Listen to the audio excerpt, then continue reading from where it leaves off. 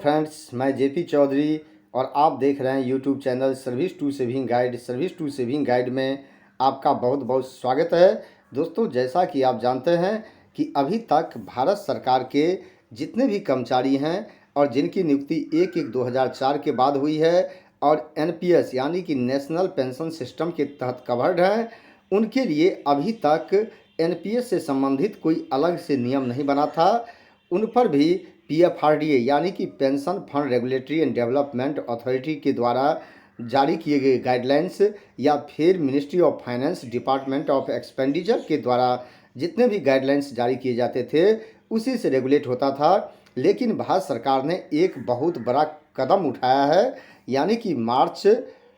2021 को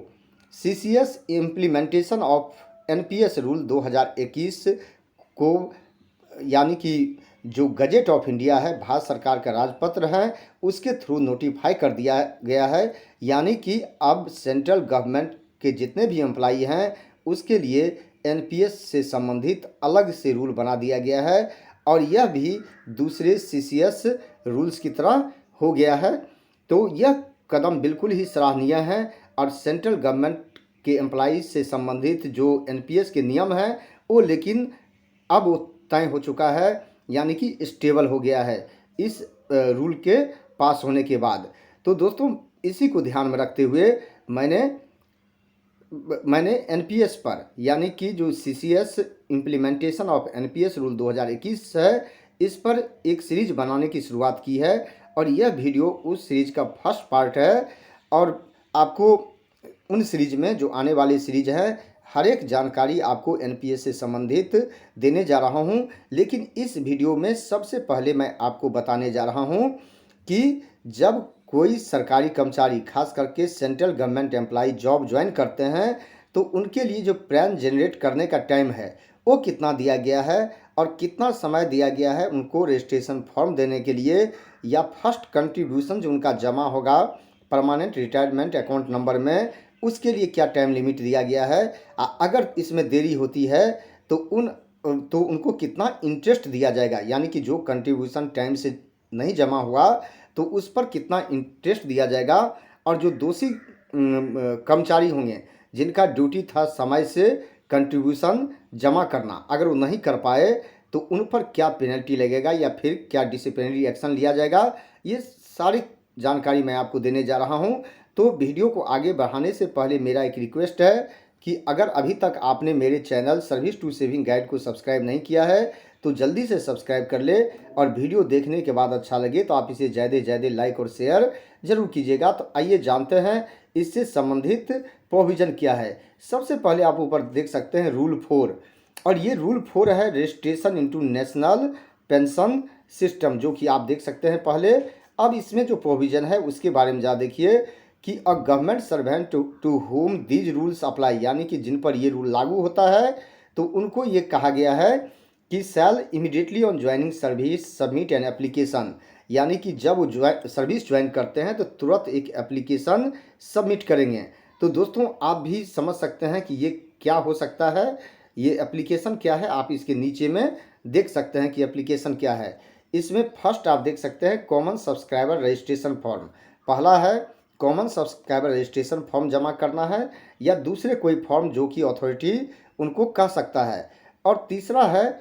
along with an option form refer to in rule 10, और ये रूल 10 में मैं आपको डिटेल में बताऊंगा। अभी बता देता हूं कि डेथ या डिसएबिलिटी होने पर किस तरह का पेंशन आपको चाहिए, उससे संबंधित भी ऑप्शन फॉर्म आपको साथ साथ सबमिट करना पड़ेगा। और ये सारी जो जानकारी है ये आपको अपने हेड ऑफ ऑफिस को देना पड़ेगा, हेड ऑफ ऑफिस को सबमिट करना पड़ेगा। और इसके बाद जो प्रोसेस होगा आपको मैं एक फ्लो चार्ट के थ्रू दिखाता हूं ताकि आसानी से आपके समझ में आ जाए। सबसे पहले आप देख सकते हैं कि गवर्नमेंट सर्वेंट ये क्या करेंगे, इमीडिएटली ऑन ज्वाइनिंग, जब ज्वाइन करते हैं तो तुरंत रूल 4 और सब रूल 1 के तहत ये अपना फॉर्म सबमिट कर देंगे हेड ऑफ ऑफिस को। और हेड ऑफ ऑफिस 3 दिन के अंदर रूल 4 और सब रूल 2 के तहत ये क्या करेंगे तो ये सबमिट कर देंगे,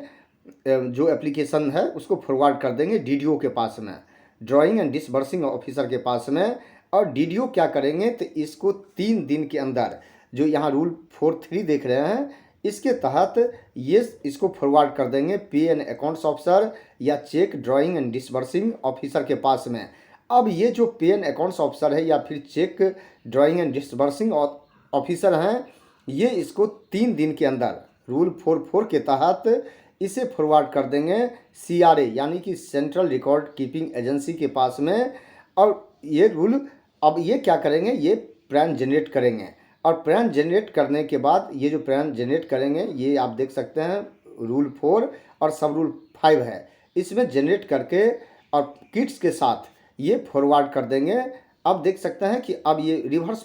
प्रोसेस चल रहा है, ये भेज देंगे फिर पे एंड अकाउंट्स ऑफिसर के पास में। और पे एंड अकाउंट्स ऑफिसर जो है इमीडिएटली उस प्लान को सबमिट कर देंगे DDO के पास में रूल 4.7 के तहत। देख सकते हैं इमीडिएटली तुरंत भेज देंगे, इसके लिए टाइम नहीं दिया गया है, तुरंत उसको फॉरवर्ड कर देंगे और ये DDO तुरंत इसको फॉरवर्ड कर देंगे हेड ऑफ ऑफिस के पास में। और हेड ऑफ ऑफिस क्या करेंगे, इसे सर्विस बुक में उसे एंट्री करेंगे और इसके लिए टाइम दिया गया है कि 5 वर्किंग डेज के अंदर ये DDO जो है ये इन्फॉर्म करेंगे सब्सक्राइबर को। तो आप देख सकते हैं कि यहाँ पर 13 डेज का लगभग टाइम मेंशन है, लेकिन कितने दिनों के अंदर फर्स्ट कंट्रीब्यूशन जमा होना है ये भी रूल में बताया गया है। और ये रूल में आप देख सकते हैं कि rule 4.9 the first contribution of government servant shall be credited in his individual pension account, यानी कि जो फर्स्ट कंट्रीब्यूशन है वो कितने दिनों के अंदर जमा होगा। तो आप देख सकते हैं यहाँ पर within 20 days of the date of submission of the application under sub rule 1, यानी कि जिस दिन से एप्लीकेशन सबमिट किया जाएगा उससे जो आप कह सकते हैं 20 दिनों के अंदर फर्स्ट कंट्रीब्यूशन जमा होना चाहिए उस प्लान में, परमानेंट रिटायरमेंट अकाउंट नंबर में। या दूसरा इसमें केस है कि by the last date of the month in which the government servant joined, यानी कि 2 चीज़ है, या तो 20 दिनों के अंदर या जिस मंथ में ज्वाइन करते हैं तो उसके लास्ट दिन तक जो है क्या है उसको जमा करना पड़ेगा, क्योंकि लास्ट डे को ही ये जो NPS कंट्रीब्यूशन है ये प्लान में जमा कर दिया जाता है। तो दोनों में जो भी बाद में हो, तो 20 दिन या लास्ट ऑफ द मंथ दोनों में जो भी बाद में हो तो इस टाइम के अंदर उनको जमा करना पड़ेगा। और इसके लिए जो प्रोविज़न है कि रूल 10 कहता है in case where the process of registration of the government servant in the national pension has not been completed before the date of drawal of the salary for the first month और any subsequent month, यानी कि जहां ये process पूरा नहीं हो पाता है, यानी कि फर्स्ट मंथ के जो सैलरी ड्रॉ करता है तो उस समय तक क्रेडिट नहीं हो पाता है, यानी कि प्लान रेडी नहीं होता है, तो इस केस में सच सैलरी और salary shall be paid to the government servant after withholding the amount of contribution as determined in accordance with rule 6, यानी कि जो उनका NPS कंट्रीब्यूशन होता है एम्प्लॉई के शेयर का जो बनेगा उसको रोकने के बाद, यानी कि उतना काट लेंगे और बाकी पैसा उनको सैलरी के रूप में दे देंगे। तो ये प्रोविज़न है अगर ये लास्ट दिन तक या 20 दिन के अंदर नहीं हो पाता है। तो दोस्तों इसमें जो आगे प्रोविज़न है जो मैं बता रहा था इंटरेस्ट के बारे में, वो भी देख सकते हैं the amount of contribution withheld from the salary as well as amount of interest payable under rule 8 shall be credited to the individual pension account of the government servant as soon as the process of generating of permanent retirement account number of government servant in the national pension system is completed by the central record keeping agency, यानी कि जो ही pan number generate किया जाता है central record keeping agency के द्वारा तुरंत उस अमाउंट को ट्रांसफ़र कर दिया जाएगा पैन में, यानी कि परमानेंट रिटायरमेंट अकाउंट नंबर में। लेकिन देर तो हो चुका है, तो देर होने के लिए जो प्रोविज़न किया गया है कहता है कि यहाँ पर communicated to the pay and accounts officer और cheque drawing and disbursing officer, उनको कम्युनिकेट किया जाएगा और जो देरी हुई है अमाउंट में उस पर इंटरेस्ट दिया जाएगा, यानी कि जो पब्लिक प्रोविडेंट फंड से जो एप्लीकेबल रूल है उसके हिसाब से इंटरेस्ट भी मिलेगा। इसीलिए अब सरकारी कर्मचारी को घबराने की ज़रूरत नहीं है, बल्कि अब डरने की ज़रूरत उन ऑफिसर की है जो लेट से कंट्रीब्यूशन जमा करते थे और जिनके कारण एम्प्लॉय को काफ़ी घाटा होता था। तो दोस्तों मुझे पूरा विश्वास है कि यह वीडियो अच्छा लगा होगा, जानकारी अच्छी लगी होगी, और अच्छा लगा तो आप इसे ज़्यादा से ज़्यादा लाइक और शेयर ज़रूर कीजिएगा। यह वीडियो देखने के लिए आपको बहुत बहुत धन्यवाद।